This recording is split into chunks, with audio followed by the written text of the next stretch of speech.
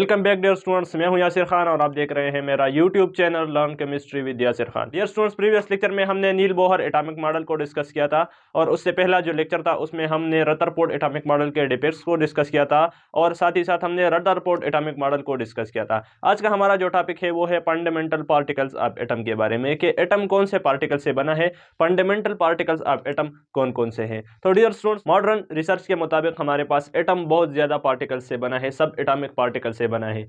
लेकिन जो particle chemist के लिए या फिजिस्ट वगैरह के लिए इंपॉर्टेंट रखते हैं तो वो हमारे पास तीन पार्टिकल्स है। आज हम उन्हीं तीन पार्टिकल्स को डिस्कस करेंगे, उनका मास को डिस्कस करेंगे कि कितना मास है उनका, चार्ज और इसी तरह जो और प्रॉपर्टीज है उनकी हम आज उनको डिस्कस करेंगे। तो ये हमारे पास बेसिकली तीन पार्टिकल्स है, एक है इलेक्ट्रॉन, दूसरा है प्रोटॉन और तीसरा हमारे पास है न्यूट्रॉन। तो सबसे पहले हम स्टार्ट करते हैं इलेक्ट्रॉन से और साथ ही साथ हम प्रोटॉन को भी डिस्कस करेंगे और इसी तरह न्यूट्रॉन को भी हम डिस्कस करेंगे। इन तीनों की जो प्रॉपर्टीज है उनको हम एक दूसरे से हम कंपेयर करेंगे और तीनों को एक ही साथ में हम पढ़ेंगे। तो चलते हैं अपने टॉपिक की तरफ। सबसे पहला हमारे पास है इलेक्ट्रॉन।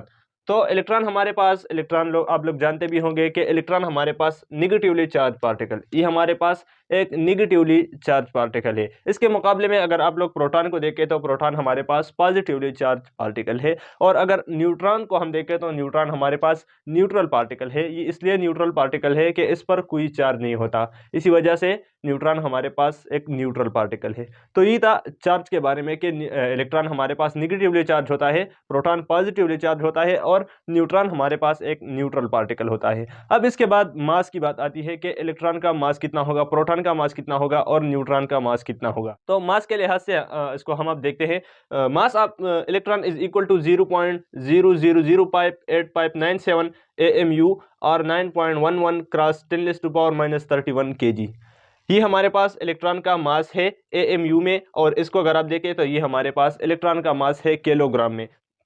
किलोग्राम में जो इलेक्ट्रॉन का मास होता है तो इसको याद रखना ये बहुत लाजिमी होता है, क्योंकि अक्सर एग्जाम में हमारे पास यही क्वेश्चन आता है कि इलेक्ट्रॉन का मास किलोग्राम में कितना है। तो आपको इस इलेक्ट्रॉन का जो मास है ये इसको अपने याद रखना होगा।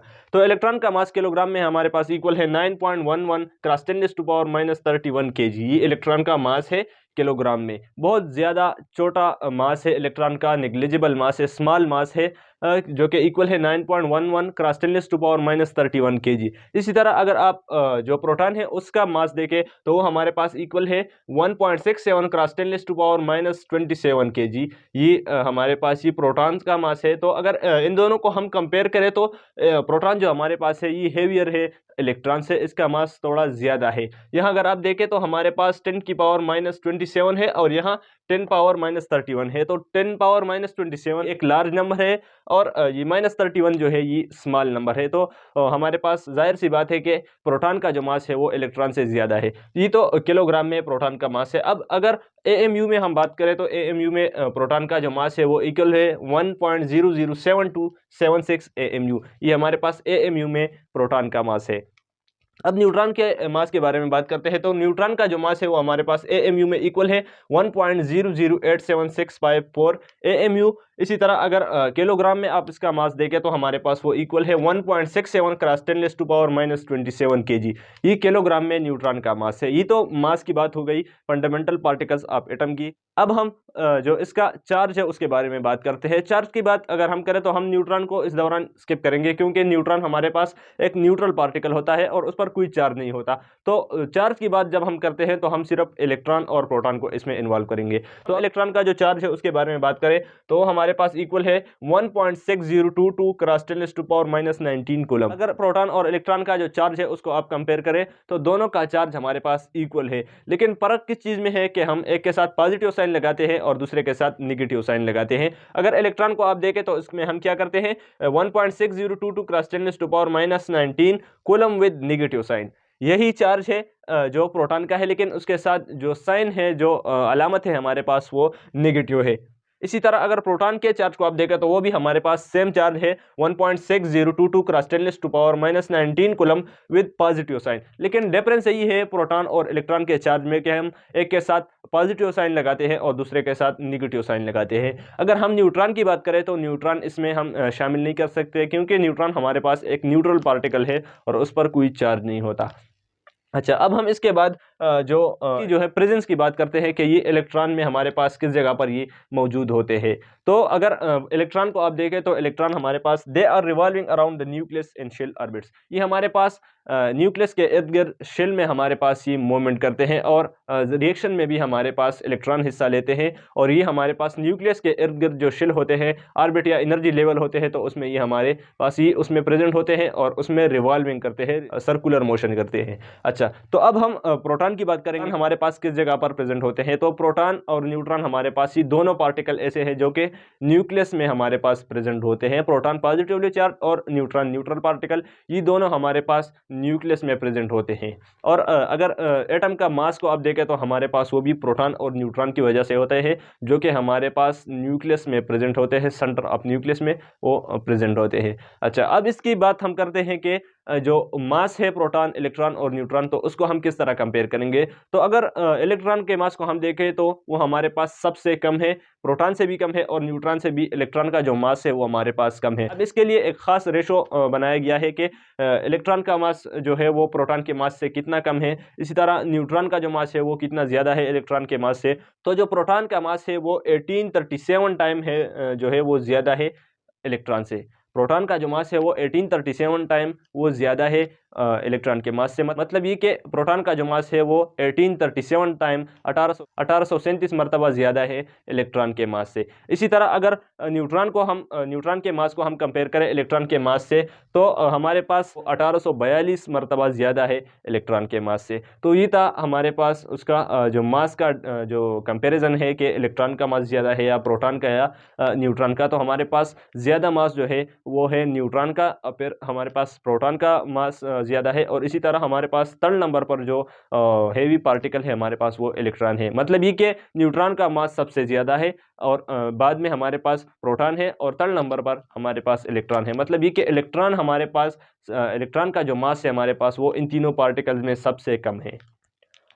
तो ये था हमारे पास सब एटॉमिक पार्टिकल्स के बारे में कि एटम कौन से पार्टिकल्स पर मुश्तमिल होता है और उनकी जो हमारे पास प्रॉपर्टीज़ थी, मास था, चार्ज वगैरह, और उनका हमारे पास उनका जो प्रेजेंस होता है कि वो एटम में किस जगह पर मौजूद होते हैं, वो हमने डिस्कस किया। अब इसके बाद हम इनका जो डायग्रामेटिकली इसको रिप्रेजेंट करेंगे कि एटम में हमारे पास प्रोटॉन किस जगह पर होते हैं, न्यूट्रॉन किस जगह पर होते हैं और इलेक्ट्रॉन किस जगह पर होते हैं। तो इसको हम डायग्रामेटिकली हम आपको शो करेंगे।